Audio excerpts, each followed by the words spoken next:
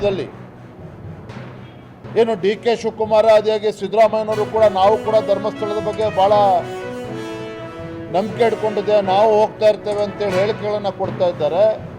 ಧರ್ಮಸ್ಥಳದ ವಿಚಾರದಲ್ಲಿ ಅಪಪ್ರಚಾರ ನಡಿಬೇಕಾದ್ರೆ ಯಾಕೆ ಅದನ್ನು ಕಟ್ಟಾಗ್ತಕ್ಕಂಥ ಕೆಲಸ ಮಾಡಲಿಲ್ಲ? ಅಪಪ್ರಚಾರವನ್ನು ಯಾವ ವ್ಯಕ್ತಿಗಳು ಯಾವ ಸಂಘಟನೆಗಳು ಅಪಪ್ರಚಾರ ಮಾಡ್ತಾ ಇದ್ದು ಆ ಸಂಘಟನೆ ವಿರುದ್ಧ ಇವತ್ತಿಗೂ ಕೂಡ ಯಾಕೆ FIR ದರ್ಜ್ ಆಗಲಿಲ್ಲ?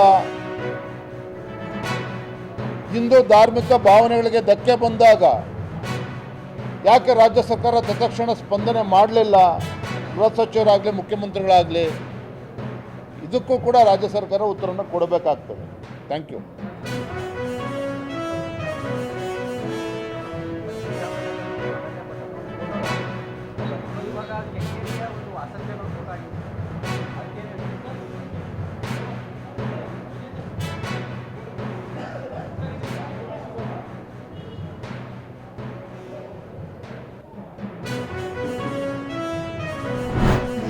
ಲಾಸ್ಟ್ 2-3 ದಿನದಿಂದ ರೆಡ್ ಅಲರ್ಟ್ ಇತ್ತು, ನಾಳೆ ತನಕ ಇದೆ.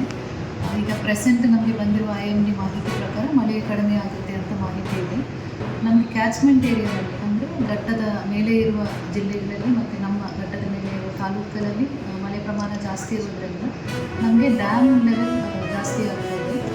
ಲಿಂಗನಮಕ್ಕಿ FRL ಅಂದರೆ ಅವ್ರದ್ದು ಲಿಮಿಟ್ ಲೆವೆಲ್ ರೀಚ್ ಆಯಿತು. 1816 ಅವ್ರದ್ದು ಲಿಮಿಟ್ ಇದೆ. 1816ಕ್ಕಿಂತ ಜಾಸ್ತಿ ಬಂದರೆ ಶಿವಮೊಗ್ಗದಿಂದ ನಮಗೆ ನೀರು ಬಿಡ್ತಾರೆ ಗೆರಸೊಪ್ಪ ಡ್ಯಾಮ್ಗೆ. ಇವತ್ತು ಬೆಳಗ್ಗೆ 10 ಗಂಟೆಗೆ ನಮಗೆ 15,000 ಕ್ಯೂಸೆಕ್ಸ್ ನೀರು ಲಿಂಗನಮಕ್ಕಿಯಿಂದ ರಿಲೀಸ್ ಮಾಡಿದ್ದಾರೆ.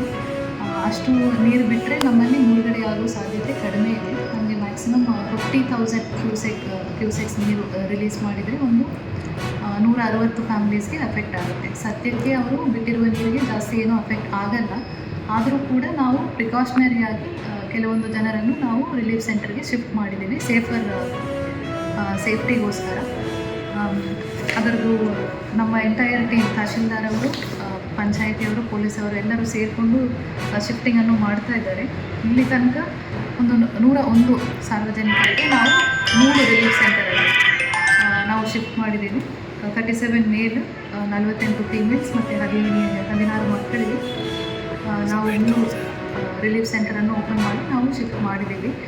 ಸುಮಾರು ಜನ ನಾವು ರಿಲೇಟಿವ್ ಮನೆಗೆ ಹೋಗ್ತೀವಿ, ರಿಲೀಫ್ ಸೆಂಟರ್ಗೆ ಬರಲ್ಲ ಅಂತ ಹೇಳಿದ್ದಾರೆ. ಅವ್ರಿಗೂ ಕೂಡ ಹೆಡ್ ಕೌಂಟ್ ಮಾಡಿಕೊಂಡು ಅವರು ಸೇಫ್ ಇದ್ದಾರೆ ಅಂತ ನಾವು ನೋಡ್ಕೊಂಡಿದ್ದೀವಿ. ಕ್ಯಾಟಲನ್ನು ಕೂಡ ಅವರು ನಮಗೆ ಗೊತ್ತಿರೋರ ಮನೆಗೆ ಶಿಫ್ಟ್ ಮಾಡ್ತೀವಿ ಅಂತ ಹೇಳಿದರು, ಅದು ಕೂಡ ನಾವು